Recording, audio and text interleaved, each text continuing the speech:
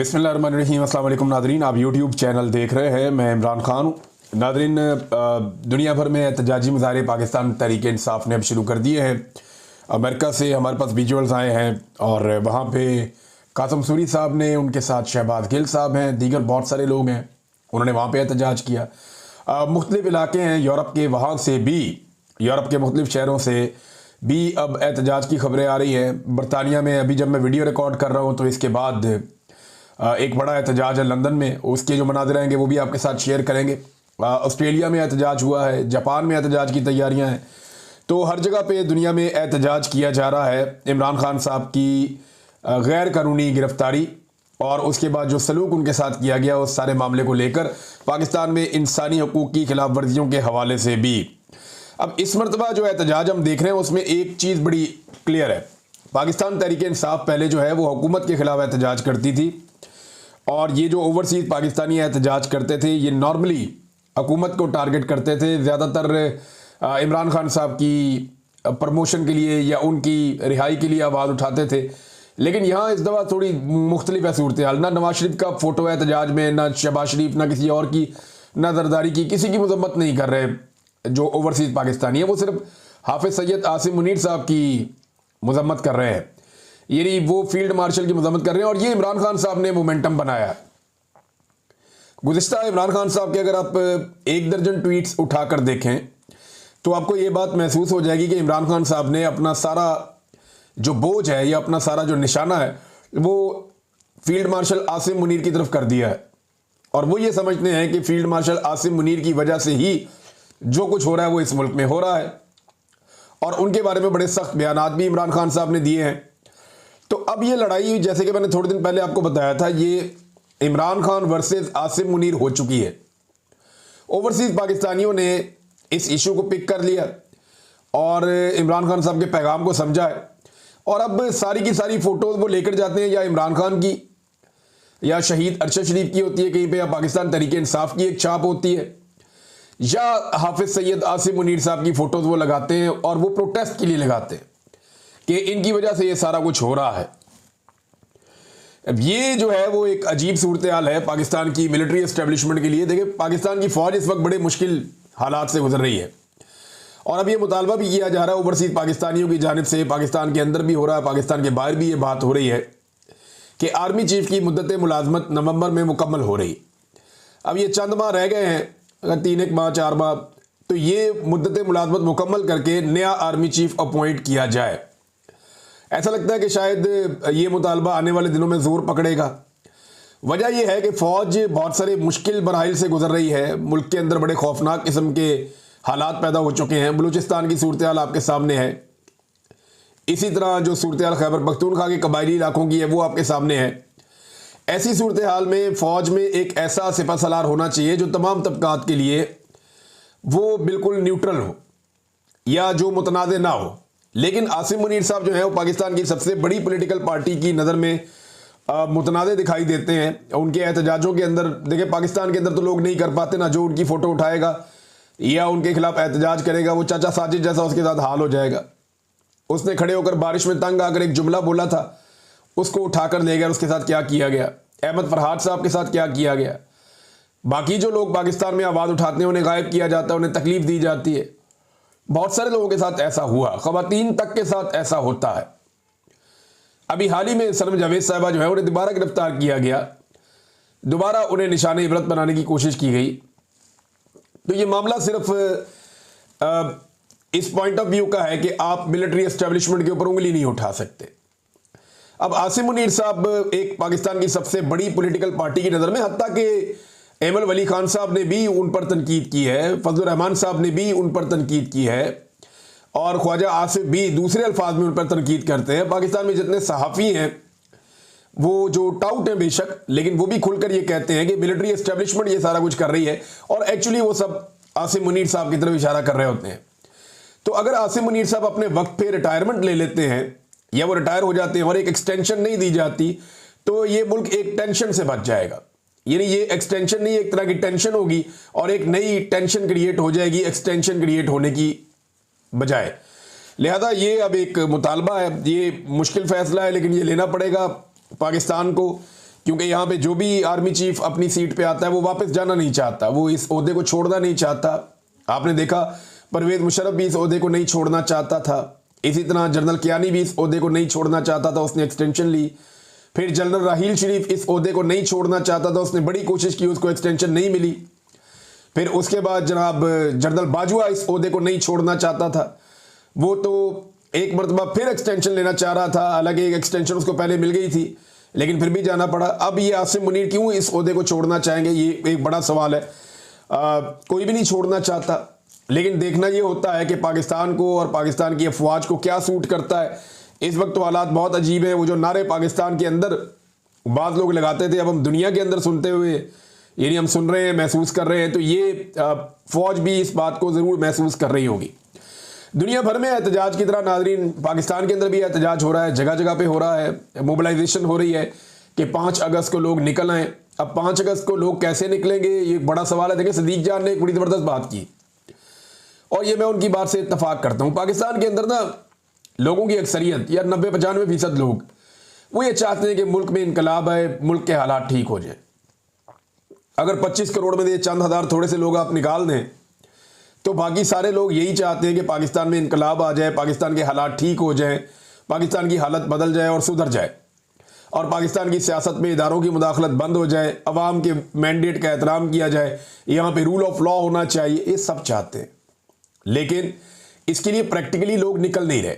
यानी ज़हनी तौर पे सब तैयार हैं, सबको ये चाहिए, सबकी ये डिमांड है, लेकिन उसके लिए लोग बाहर नहीं निकलते। लोगों को लगता है कि उनकी जगह पे कोई और एफर्ट करे और उन्हें बैठे बिठाए इनकलाब मिल जाए, तो ऐसा होता नहीं है। अल्टीमेटली लोगों को खुद ये करना पड़ेगा, खुद निकलना पड़ेगा, खुद एहतजाज करना पड़ेगा, खुद हिस्सा लेना पड़ेगा। चाहे वो 5 अगस्त को निकले, 14 अगस्त को निकले, बार बार निकले, वक्तन फवक्तन निकलते रहें। अब पाकिस्तान तहरीक इंसाफ ने जो जलसों की इजाज़त मांगी, उन्हें अभी तक जलसों की इजाज़त नहीं दी गई, क्योंकि पाकिस्तान की मिलिट्री एस्टेब्लिशमेंट इस बात को समझती है कि अभी भी अगर कोई बंदे इकट्ठे करने की एबिलिटी किसी सियासी जमात में है या किसी सियासी जमात के लिए लोग धड़ाधड़ खुद बाहर निकल आते हैं, तो वो पाकिस्तान तहरीक इंसाफ है। ज़रा सा मार्जिन आप देंगे और अमन अमान कायम करेंगे और तहरीक इंसाफ के साथ जुल्म और बर्बरियत बंद करेंगे, तो ये पूरे पाकिस्तान में निकलेंगे। ये मिलिटेंट्स तो हैं नहीं, ये आम पॉलिटिकल लोग हैं। अब नाजरीन ने जो सरदार अब्दुल कयूम नियाज़ी साहब हैं, आज़ाद कश्मीर से पाकिस्तान तहरीक इंसाफ के रहनुमा, उनके छापे वापे मारे जा रहे थे, पूरी कोशिश की जा रही थी उनको गिरफ्तार किया जाए और उनको रोका जाए, क्योंकि उन्होंने वहाँ पे सफ़ीर कश्मीर इमरान खान को रिहा करो के नाम से एक रैली निकालने का ऐलान किया था, लेकिन वो गिरफ्तार नहीं हुए। और उसके बाद उन्होंने बड़ी तगड़ी रैली भी निकाली है, लोग बहुत बड़ी तादाद में उसके अंदर शामिल हुए, तो उन्होंने वो विजुअल शेयर भी किए हैं। नाज़रीन इस वक्त जब ये बात हो रही है कि क्या आर्मी चीफ को अपनी मुद्दत मुलाजमत में तौसील लेनी चाहिए या उन्हें रिटायर होना चाहिए वक्त पर, तो एक खबर दी और वो खबर दी जनाब सुहेल बड़ाइच साहब ने। उन्होंने कहा जी फील्ड मार्शल के सदर बनने का प्रपोजल उनके पास मौजूद है। यानी हद नहीं होगी भाई, ये मुल्क कोई आइन और कानून के मुताबिक चलता है या मजाक बना हुआ है। यानी फील्ड मार्शल आसिम मुनीर साहब के सदर बनने का प्रपोजल उनके पास, कौन है जी उनको प्रपोजल दे रहा है? यानी ये किसकी जरूरत है कि जाए और जाकर के आर्मी चीफ को कि आप बन जाए सदर पाकिस्तान? क्यों भाई, मुल्क में मार्शल लॉ, तो इमरान खान साहब तो आसिम लॉ कहते हैं इसको, लेकिन ये बनाना रिपब्लिक ही बिल्कुल बना दिया आपने। क्या जिसका दिल करेगा, जिस कुर्सी पे बैठने को वहां जाके बैठ जाएगा। पाकिस्तान के अंदर आप बलूचिस्तान के हालात देखें, ज़ायरीन गुजर नहीं सकते सड़क पर से, गाड़ियां चलना बंद हो गई हैं बलूचिस्तान में, तमाम शाहराहों के ऊपर जो है वो लाकानूनियत है। आप खैबर पख्तूनख्वा में देखें, जगह जगह ऑपरेशन चल रहे हैं, कर्फ्यू का नाफिज किया गया है। अभी जो एक मीडिया रिपोर्ट आई, मैं देख रहा था, हरमीत सिंह साहब ने उसको शेयर भी किया, 500 खानदान अभी तक अपने घर बार छोड़कर जा चुके हैं। क्या खैबर पख्तूनख्वा के कबायली इलाकों के लोग कैंपों में ही रहेंगे और उनकी मादनियात, उनके वसाइल, उनकी सारी चीज़ें, उनकी जिंदगियां क्या वो ऐसे ही रुलती रहेगी? उन्हें कुछ नहीं मिलेगा। 500 खानदान जो है वो अभी नकल मकानी कर चुके हैं रिपोर्ट के मुताबिक, जबकि खैबर पख्तूनख्वा की हुकूमत ने कहा था ऐसा कुछ नहीं होगा। वहाँ कर्फ्यू लगा हुआ पूरे वज़ीरिस्तान में, जबकि खैबर पख्तूनख्वा की हुकूमत ने कहा था ऐसा कुछ नहीं होगा। जगह जगह ऑपरेशन हो रहा है, जबकि खैबर पख्तूनख्वा की हुकूमत ने कहा था ऐसा कुछ नहीं होगा।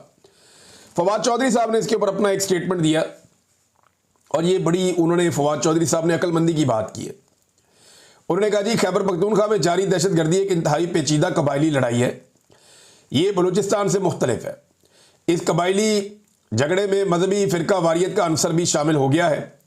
पहले शिया सुन्नी तफरीक थी, अब सल्फी देवबंदी शिद्दत पसंद लड़ाई भी हो रही है। दुरानी कबीले सदियों से लड़ रहे हैं। ये पेचीदा मसला सिर्फ ताकत से हल नहीं होना, इसके लिए बहुत तफसीली पॉलिसी की ज़रूरत है। आपको पख्तून लीडरशिप के साथ उनके साथ बैठना होगा, उन्हें साथ लेना होगा, मसले को समझें और मकामी जरगे तश्कील दें, जहां फिर ताकत इस्तेमाल करना होगी मकामी आबादी की मर्जी और हमायत शामिल होगी।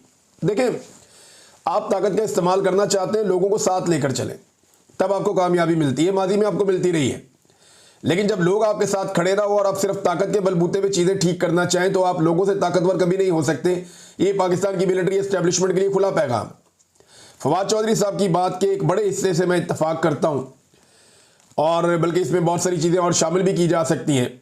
लेकिन इस वक्त रियासत जो है वो हर चीज़ डंडे से सोच रही है, ताकत के बलबूते पे सोच रही है। और सुहेल बड़ाइच साहब जैसे लोग जो हैं, उन्होंने गेम चुकी हुई है आसिम मुनीर साहब की कि जनाब इनको तो सदर पाकिस्तान बनने का प्रपोजल है। क्यों है भाई प्रपोजल?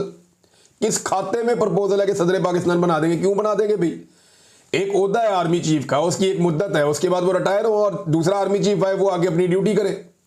एक 22वें ग्रेड की सरकारी नौकरी है, इसके अलावा तो कुछ नहीं है। तो सदर पाकिस्तान तो एक बहुत बड़ा मनसब है। इससे पहले डिक्टेटर्स ने इस मनसब के ऊपर कब्जा किया था, जो गलत था, गैर आईनी था, गैर कानूनी था। यही काम मुशर्रफ ने किया, यही काम जो है वो ज़िया-उल-हक ने किया, यही काम जो है वो बाकी लोग करते रहे हैं। अयूब खान ने किया, याया खान ने किया। तो यही ज्यादती क्या पाकिस्तान के साथ फिर की जाएगी? तो सुहेल बड़ाइच साहब जैसे जो लोग होते हैं ना, ये पता नहीं किस चक्कर में इन्होंने, खुशामद के चक्कर में इन्होंने आसिम मुनीर को लाकर खड़ा कर दिया उन 4 डिक्टेटर्स की सफ में, जिसमें कोई भी आर्मी चीफ खड़ा होना अपनी तौहीन समझेगा। अगर कोई भी गैरतमंद आर्मी चीफ होगा ना, जिसके अंदर थोड़ी सी भी गैरत होगी, तो वो इन 4 डिक्टेटर्स की सफ में खड़ा होना पसंद नहीं करेगा और वो अपनी तौहीन समझेगा। लेकिन सुहेल बड़ाइच साहब ने खुशामद के चक्कर में आसिम मुनीर को लाकर उस सफ में खड़ा कर दिया है जहां इक्तदार परस्तों का पहले से नाम मौजूद है। अब नाज़रीन, मैं आपको बता रहा था कि पाकिस्तान के हालात ये है। इन हालात के बावजूद पाकिस्तान का जो वज़ीर दाखिला है, यानी जो बलूचिस्तान में हो रहा है, जो खैबर पख्तूनख्वा में हो रहा है, मैंने आपको बताया, पाकिस्तान का जो वज़ीर दाखिला है वो इस वक्त इन हालात के बावजूद फ्लोरिडा में, अमेरिका में, जनाब वो तस्वीरें वीडियोज आ रही हैं कि वहाँ पे क्रिकेट के ऊपर सीजन चल रहे हैं और उसके ऊपर डिस्कशन चल रही हैं। ये चल रहा है नाज़रीन पाकिस्तान में। यानी पीसीबी का ओहदा जनाब को पसंद है और आर्मी चीफ से करीबी ताल्लुक होने की वजह से वजारत दाखिला का ओहदा भी मिला हुआ है। ना वजारत दाखिला ठीक चल रही है, ना क्रिकेट ठीक चल रही है। दोनों चीज़ों का बेड़ा गर्क कर दिया पकड़ के। पाकिस्तान जो है वो 9वें नंबर पे टेस्ट क्रिकेट के अंदर इस वक्त, और असल क्रिकेट तो टेस्ट क्रिकेट है ना, जहां पे आपकी स्ट्रेंथ का पता चलता है, 9वें नंबर पर पाकिस्तान पहुंचा हुआ। नाज़रीन, लकी मरवत वाले इंसिडेंट पे मुराद सईद साहब का भी स्टेटमेंट आया और वो ये कह रहे हैं, एक सवाल उन्होंने उठाया और बात बिल्कुल ठीक है, कि क्या लकी मरवत में शहीद होने वालों को भी दहशतगर्द डिक्लेयर कर दिया जाएगा, या एक दफा फिर कहा जाएगा कि गोला दुश्मन मुल्क या दहशतगर्दों ने फायर किया था। व्हाट्सएप मीडिया फिर लकी मरवत के शोहदा को किसी के खाते में डाल देगा, फिर लाशों पर बयानियां बनाया जाएगा। आपको कहा था ना कि ड्रोन, मार्टर और गोला ये सब बड़े समझदार हैं, ये सिर्फ मासूम पाकिस्तानियों के घरों पर ही गिरते हैं, क्योंकि यही हमारा तजर्बा है। ऐसे ही मार्टर गोलों की बारिश हमारे गाँव पर भी हुई थी, जिससे एक दिन में कई जनाजे उठे थे। लेकिन रात को टीवी पर खबरें चली थी कि दहशतगर्दों के ठिकानों पर हमले, मुतअद्दिद हलाक। हालांकि उस दिन एक भी दहशतगर्द ना मरा, ना उनका ठिकाना निशाना बना, बस हम पर ही क़यामत गिराई गई। वो 2008 था। आज 18 साल बाद भी वही प्लेबैक हो रहा है। इनके मुंह को खून लग चुका है। अगर रोजाना जनाजे नहीं उठेंगे तो इनको चैन ही नहीं आता। मकसद खौफ पैदा करना, अमन के एहतजाज रोकना, फिर ऑपरेशन की ख्वाहिश पूरी करके रेलिवेंट रहना और उसकी आड़ में वसाइल पर कब्जे करके कमिटमेंट पूरी करना है। मगर इस बार ऐसा नहीं होगा। कौम का शक तो उस वक्त दूर हो गया था जब हमने नई जंग की मनसूबाबंदी के वक्त से इसको एक्सपोज किया। मुराद सईद वो आदमी है जिसने 2022 में रोला डाल दिया था कि पाकिस्तान की मिलिट्री एस्टेब्लिशमेंट दहशतगर्दों को अफगानिस्तान से पाकिस्तान में ला रही है, और फिर मुराद सईद के रोला डालने के बाद मालाकंड के अवाम खड़े हो गए, इतना एहतजाज किया कि उस वक्त की हुकूमत को मजबूर होकर उन दहशतगर्दों को वापस भेजना पड़ा और वो तालिबान पहाड़ों के ऊपर से फिर वापस गए। फिर टारगेट किलिंग भी इसके बाद शुरू हो गई, मुराद सईद को धमकियां भी दी गई। तो मामला तो मुराद सईद ने उस वक्त खोल दिया था। और शानदाना गुलजार ने बताया कि एक्चुअली ये जनरल बाजवा का एक प्लान था जिसके तहत वो पाकिस्तान तहरीक इंसाफ को क्रश करना चाहते थे कि 3 साल के लिए तालिबान ले आओ खैबर पख्तूनख्वा में, ताकि तहरीक इंसाफ ख़त्म हो जाए, इनकी मकबूलियत ख़त्म हो जाए या इनके लिए मुश्किलात पैदा हो जाएं। अब नाज़रीन, मियां नवाज शरीफ साहब ने अपने एक बाएतमाद साथी अताउल्लाह कासमी साहब को मैदान में उतारा है। ये जनाब बहुत सारे ओहदे पहले रख चुके हैं, बहुत सारी मुराद पहले ले चुके हैं, मगर अब भी शायद खूब से खूब तर की तलाश में है।